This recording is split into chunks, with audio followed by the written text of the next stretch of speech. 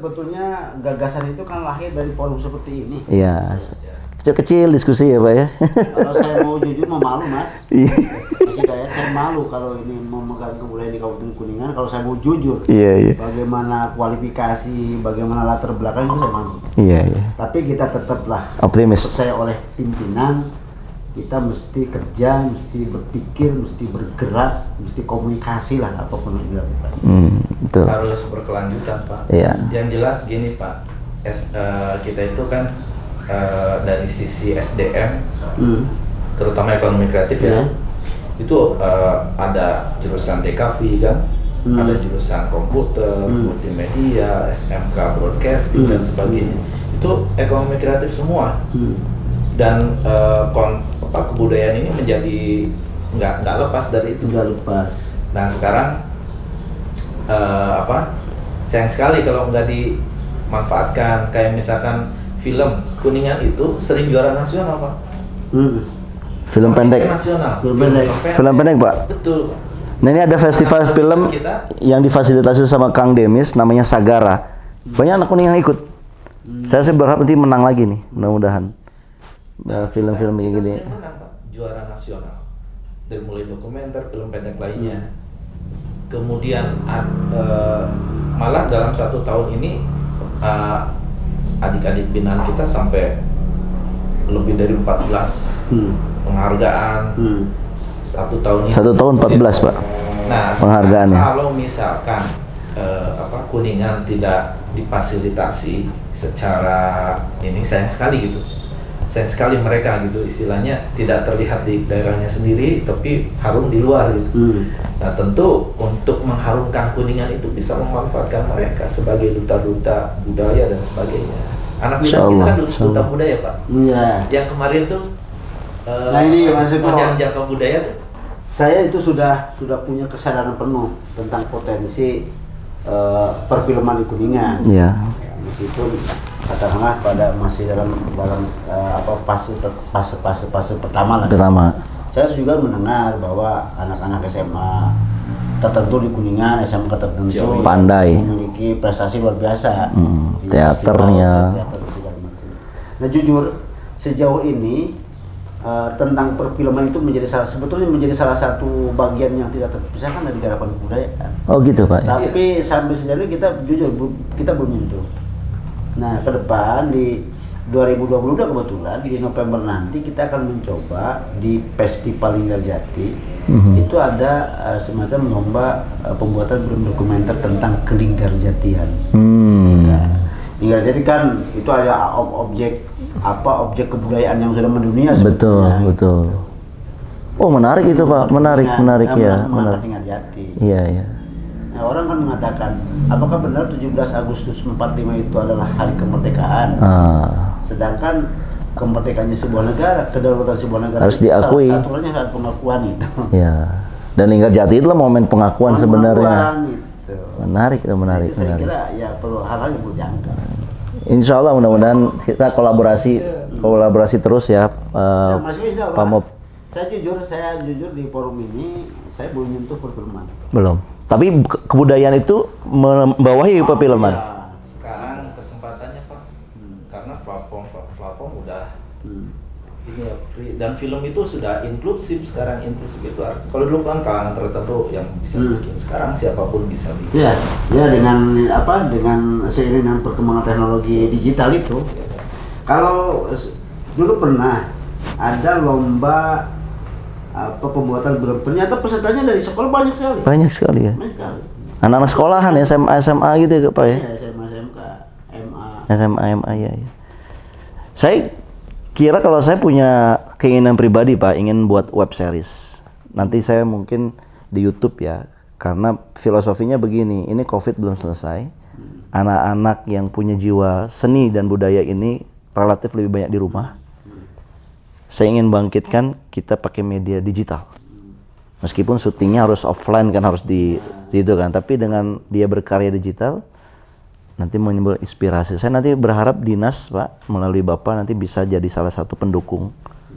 Murni pembiayaannya kita cari sendiri, tapi mungkin kalau ada logo dinas Bapak pendukung, disupport gitu kan, itu menjadi menambah semangat teman-teman kita buat film-film yang lebih lanjut lagi, Pak. Iya.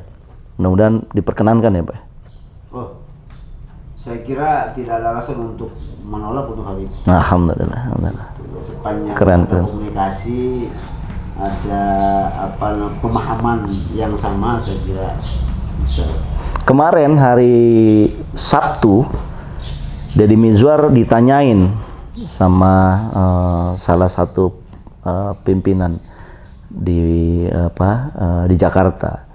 Deddy Mizwar menjelaskan, contoh aja di Kabupaten Kuningan, kalau orang mau nonton film, dia harus datang ke Cirebon, karena nggak ada sinema di Kuningan kan. Nah, saat saya berpikir bisa aja ngembangin satu sinema, gedung sinema di Kuningan, atau kalau enggak, memang kita niatkan aja nggak perlu ada sinema XX1 di Kuningan. Kita gali ini betul-betul yang tradisionalnya. Jadi kalau sinema kan identik dengan barat, dengan pertunjukannya seni dari luar. Tapi kita punya satu tempat sendiri, kata Kang Eko bilang klaster sendiri. Bukan orang Kuningan yang kita ke Cirebon. Kalau bisa orang-orang Cirebon dan sekitarnya datang ke Kuningan. Nikmatilah seni Kuningan yang khas. Bisa aja kayak nonton bioskop tapi tempatnya kita setting sendiri. Jadi itu wah menarik sekali ya. Dan menurut saya konsep ini yang harusnya kita kembangkan. Kemarin ada ide membentuk Cinema City. Cinema City itu artinya apa? Talentnya dari kota itu, tempat syutingnya di kota itu, pendukungnya dari kota itu. Dia tidak memerlukan dari kota manapun, Pak. Bahkan kalau ada orang, gue mau syuting film, silakan datang ke kota kita. Infrastruktur ekosistem udah kita siapin. Mau talent cari apa gimana? Mau cari mojang, mau cari jejaka ada. Mau cari peran antagonis, mau peran ada. Sehingga kita bukan lagi menjadi kota atau kabupaten yang tergantung dari orang lain. Orang lain yang datang ke kita, Pak. Itu butuh ekosistem, Pak. Gunungnya bagus, manusianya ada talentnya. Itu kenapa nggak kita ciptain?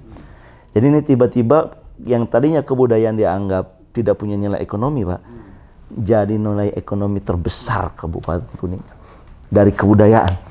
Bukan dari yang lain, kan itu satu mimpi yang luar biasa kan. Jadi nanti posisi Bapak ini posisi yang dikejar oleh banyak orang karena sangat strategik. Iya, makasih lah supportnya itu.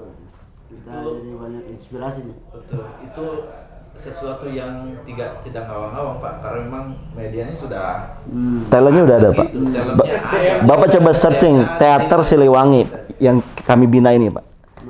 Teater Siliwangi ini anak-anak SMA, Pak. Tapi begitu dia ikut lomba, selalu menang. Artinya, ini kita ikut lomba aja menang, Pak. Kita pengen cita-citanya Teater Siliwangi ini punya satu tempat anak-anak berkreativitas, latihan di sana. Ini anak-anak SMA, Pak. Dia nggak ngarepin duit, dan dia lomba juga ngeluarin duit. Tapi saya prihatin, kok ini kasihan. Mereka hanya bicara satu sisi, hobi doang. Gimana tidak kita buat skema bisnisnya, skema ekonominya. Sehingga mereka bangga sebagai profesi seorang seniman. Kalau misalkan mereka tanya masa depannya apa, kerja, bankir, PNS. Mereka nggak pernah mau menanya, saya ingin jadi seniman, profesional. Nah, kok itu nggak kita buat gitu. Nah, saya berpikir ke depan yang mereka ini bangga gitu bekerja sebagai seniman. Bisa sebetulnya sepanjang ada kerjasama, ada pemahaman yang sama, semangat yang sama. Iya, insya Allah.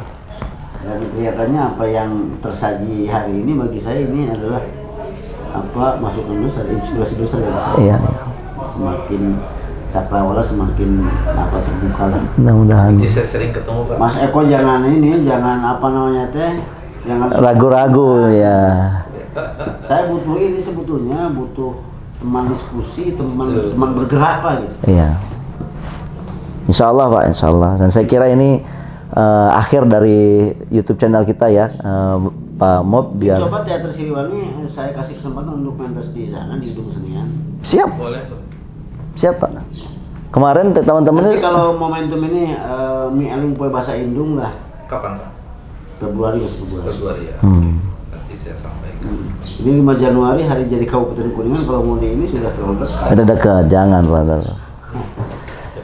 Ada satu yang saya lagi berpikir apa yang kita bisa kembangkan dari Car Free Day dalam sisi budayanya. Saya kadang-kadang berpikir kalau saya bisa ketemu meyakinkan dinas kebudayaan, kemudian saya ingin yuk di jam tertentu misalkan jam 8 kita undang semua komunitas untuk buat seperti karnaval kecil, Pak. Keliling aja, kelilingin masjid, tapi itu rutin. Mengundang nanti orang datang pengen lihat. Dia bisa pameran karnavalnya itu bisa ya dia punya misalkan marching band, dia tampilin marching band di situ. Dia punya istilahnya apa kostum tari di situ. Tapi itu passion itu. Tapi itu bagaimana itu bukan dana pemerintah, dalam arti pemerintah nggak perlu ngeluarin duit.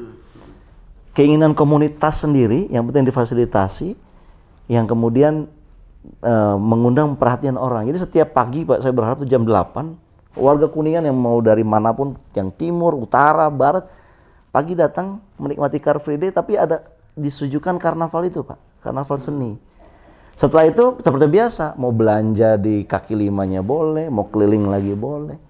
Tapi itu rutin Pak, sehingga orang akhirnya mengundang, Sabtu Minggu saya mau ke Kuningan, nginep, orang luar kota nih. Mau ngapain? Nanti hari Sabtu pagi, Minggu pagi, saya mau lihat karnavalnya. Nah kan itu enak tuh Pak, di damping ada kuda-kuda yang kalau malam itu ada, pagi aja suruh dia keliling, kita karnaval, jalan, terus kalian jalan pagi sama masyarakat, saya itu ubar. Nah itu keren tuh saya bayangin.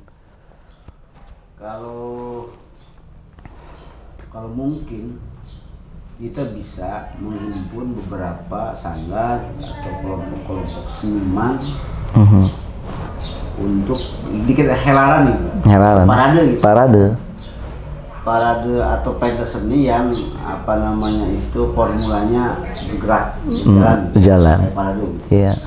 Dan tidak satu dua, banyak itu. Banyak Pak.